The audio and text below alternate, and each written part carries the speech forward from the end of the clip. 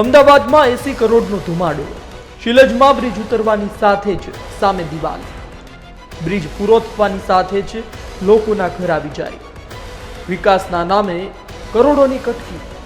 ગુજરાતમાં વિકાસ માટે અનેક પ્રોજેક્ટ હાથ ધરવામાં આવતા હોય છે, કરોડો રૂપિયાનો ખર્ચ વિકાસ પાછળ કરવામાં આવતો હોય છે।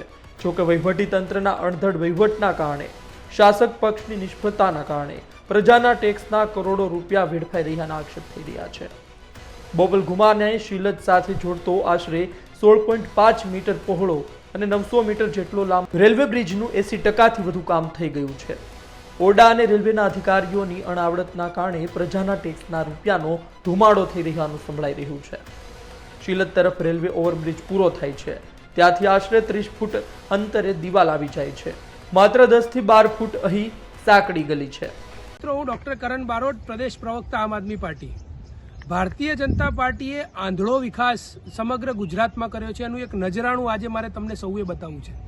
આજે ભારતીય જનતા પાર્ટી દ્વારા એટલે કે ગુજરાત સરકાર દ્વારા ઘુમા નજીક એક બ્રિજ બનાવવામાં આવી રહ્યો છે। આ પાછળ જે તમને દેખાઈ રહ્યો છે આ બ્રિજ છે।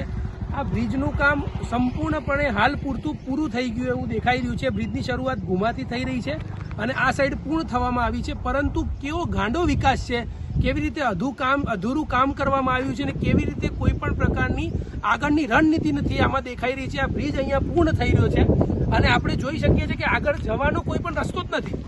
આ બ્રિજનો અહીંયા ડેડ એન્ડ આવી ગયો છે, બ્રિજ અહીંયા પૂર્ણ થઈ ગયું છે, અહીંયા આગળ રેસિડેન્શિયલ ચાલુ થાય છે, આગળ અહીંયા લોકો વસવાટ કરી રહ્યા છે, ત્યારે આ બ્રિજને નીચે ઉતારી દીધો છે। બ્રિજને નીચે અહીંયાથી ઉતારી દીધો છે, તો બ્રિજ ઉતર્યા પછી લોકો આગળ જશે ક્યાં? અત્યારે જાણકારી મળ્યા પ્રમાણે ઘુમાથી લઈને અહીંયા સુધી બ્રિજનું કામ સંપૂર્ણ પૂર્ણ થઈ ચૂક્યું છે, તો આગળ હવે આ બ્રિજનો ઉપયોગ કેવી રીતે કરવો? અહીંયા તમે આવીને જોશો ત્યારે તમને આગળ ખબર પડશે।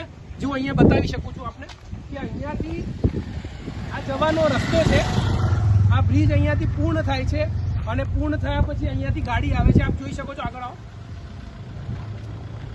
આ અહીંયાથી ગાડી આવી રહી છે, આગળ આવો અને અહીંયાથી જોઈ શકો છો તો અહીંયા આગળ લોકોના બંગલા છે, કોઈક લોકોના ગાર્ડન છે, આ રીતની સુવિધા છે। અહીંયાથી જવાનો કોઈ પણ રસ્તો નથી, લોકોનું રેસિડેન્શિયલ છે અને બ્રિજ અહીંયા પૂર્ણ થાય છે। બ્રિજ પૂર્ણ થયા પછી આગળનો કોઈ રસ્તો નથી, અહીંયા દિવાલ આવી ગઈ છે, તો આ કેવી રીતનો વિકાસ ગુજરાતની ભારતીય જનતા પાર્ટી ગુજરાતમાં કરવા માંગે છે? આ બહુ મોટો પ્રશ્ન છે। કરોડો રૂપિયા વેડફવામાં આવે છે, વિકાસના નામે કટકી કરવામાં આવે છે અને સંપૂર્ણપણે ભ્રષ્ટાચાર કરવાનું આ એક સ્પષ્ટપણે નજરાણું અહીંયા ગુજરાતમાં જોવા મળી રહ્યું છે। ધન્યવાદ। હાલ તો આમ આદમી પાર્ટીના પ્રવક્તા કરણ બારોટે સવાલ ઉપાડ્યા છે, જોવું રહ્યું સમસ્યાનું નિરાકરણ ક્યારે આવે છે, જવાબદાર લોકો ભ્રષ્ટાચારની મલાઈ ખાવાનું બંધ કરે છે કે નહીં।